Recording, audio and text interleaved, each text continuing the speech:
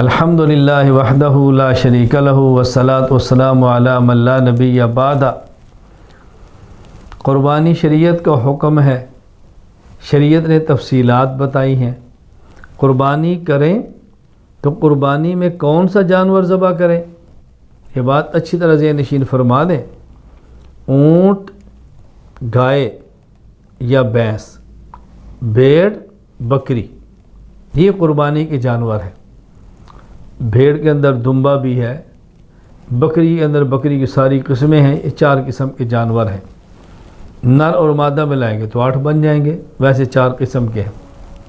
Number 1 اونٹ، number 2 گائے اور بھینس، نمبر 3 بھیڑ دمبا، نمبر 4 بکری کی ساری قسمیں، یہ جانور ہیں۔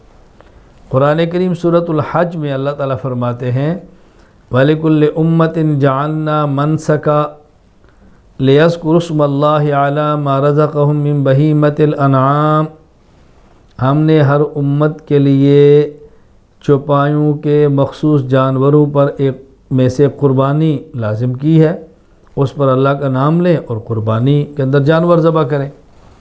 تو یہاں فرمایا ہے مِن بَہِیمَةِ الْأَنْعَامِ، مِن بَہِیمَةِ الْأَنْعَامِ، مخصوص جانور۔ یہ مخصوص جانور کون سے ہیں؟ اس کی خود وضاحت سورۃ الانعام آیت نمبر 142، 43 اور 144 کے اندر موجود ہے۔ ثمانیۃ ازواج، فرمایا 8 قسم کے جانور ہیں۔ من الضأن اثنین ومن المعز اثنین، 8 قسم کے جانور۔ نر اور مادہ بھیڑ، نر اور مادہ بکری، یعنی بھیڑ، دمبا، مینڈا، دمبی، نر اور مادہ، دمبی ہے، دمبا ہے، بھیڑ ہے، مینڈا، بکری اور بکرا۔ اسی طرح آگے فرمایا وَمِنَ الْإِبِلِ اثْنَيْنِ، اونٹ، نر اور مادہ۔ وَمِنَ الْبَقَرِ اثْنَيْنِ، گائے، نر اور مادہ۔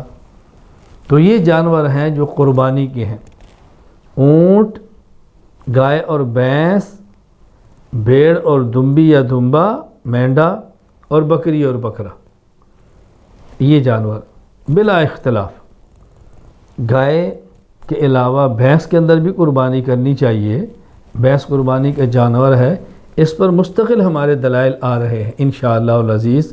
اس وقت یہ وضاحت کرنے مقصود ہے کہ قربانی کے جانور صرف یہ ہیں، ان جانوروں میں گھوڑا بھی نہیں ہے، ان جانوروں میں مرغا بھی نہیں ہے، ان جانوروں میں ہرن بھی نہیں ہے، یہ جانور نہیں ہے۔ یہ جانور ہے جو آپ نے قربانی کے اندر کرنے ہیں، اونٹ، اونٹنی، گائے، بیل، بھینس، کٹا، بھینسا، بھیڑ، مینڈا، دمبی، دمبا، بکری، بکرا، یہ جانور ہیں۔